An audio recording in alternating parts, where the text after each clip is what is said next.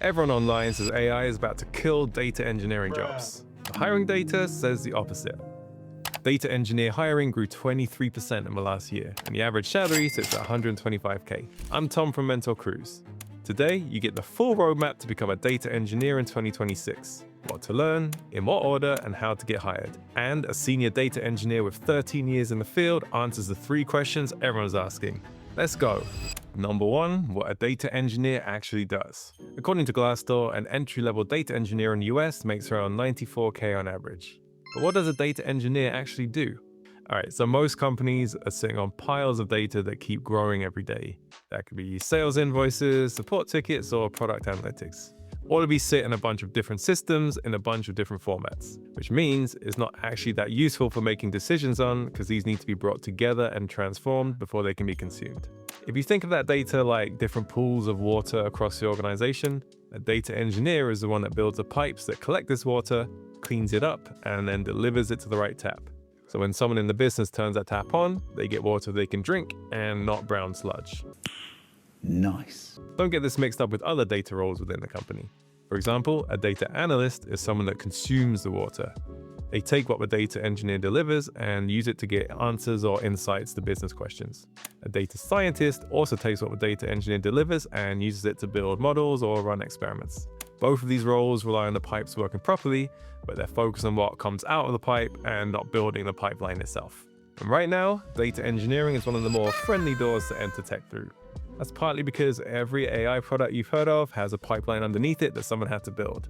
And partly it's because the bar to entry is honestly pretty learnable.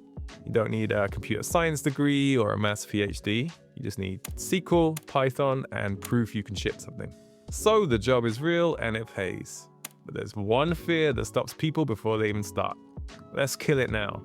You can figure all this out alone, it just takes longer. On MentorCruise, there are working data engineers you can talk to this week. People who got hired and people who hire. One call can save you months of guessing.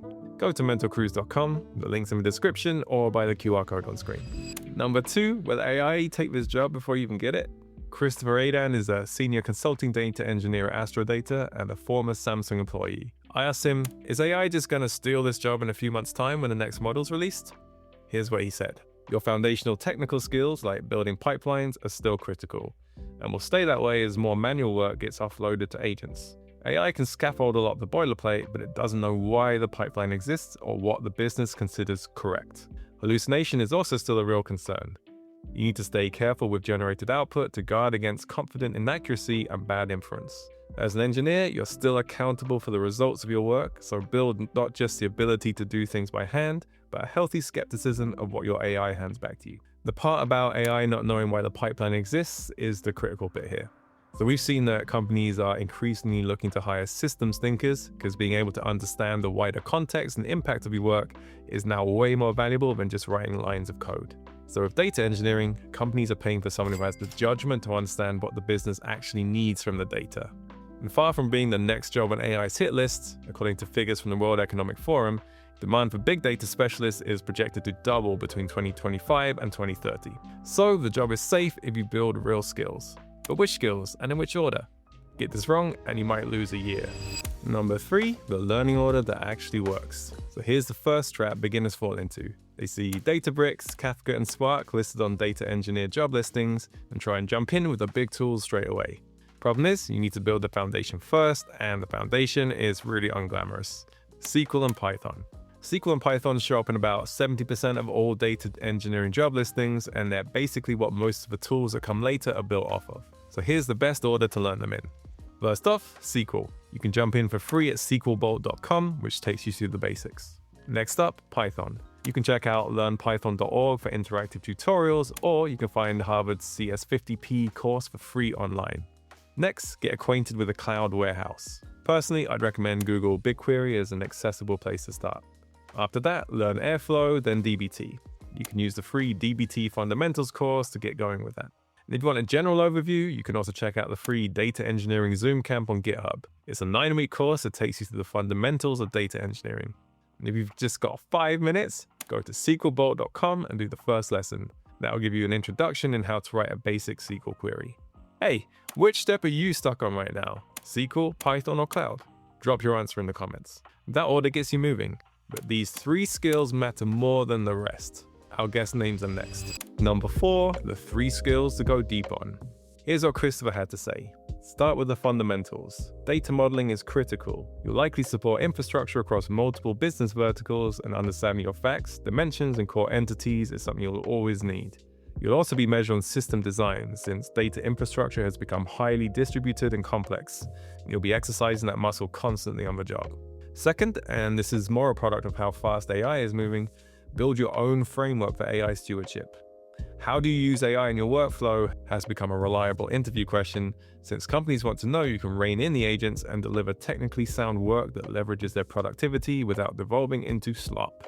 Third, get comfortable with the soft skills of the business. Working across teams, collaborating, communicating to solve problems. You need to be able to navigate your own organization and translate your engineering work into terms the business understands. I'd say the third skill there is the one to focus on, because it's both the part that most people tend to avoid, and it's the part that's getting increasingly valuable as technical skills become more commoditized. You can practice SQL queries all day on your browser, but almost nobody practices explaining how the pipeline works to the CFO in a way they'll understand. So far in this video, we've taken a look at the data engineering role, the learning path to get there, and the insight from a senior engineer on which skills to focus on. This channel exists to help people break into tech without wasting years going down the wrong path. If you found it useful, make sure to hit subscribe so you don't miss the next roadmap. Skills get you ready, but you still have to pick a lane and prove it. Here's how. Number 5, pick your lane and prove it. Christopher says, I don't think it's feasible to be equally deep in all these disciplines simultaneously in a career. Specialists will always exist, but the requirements have shifted and the job title versus the day-to-day will vary a lot by company size, maturity, and reporting structure. If you're trying to position yourself, start with some honest thought about what a good day in your current work looks like. What do you enjoy? What bogs you down? Then look at your pathing options. Data engineer, analytics engineer, solutions engineer, MLE, a bit more specialized, and check what these roles actually ask for in real job listings today. Contrast that against your resume and how you're framing yourself in the market. That often surfaces a decision to make about direction. I've talked to a lot of people asking, what direction should I go?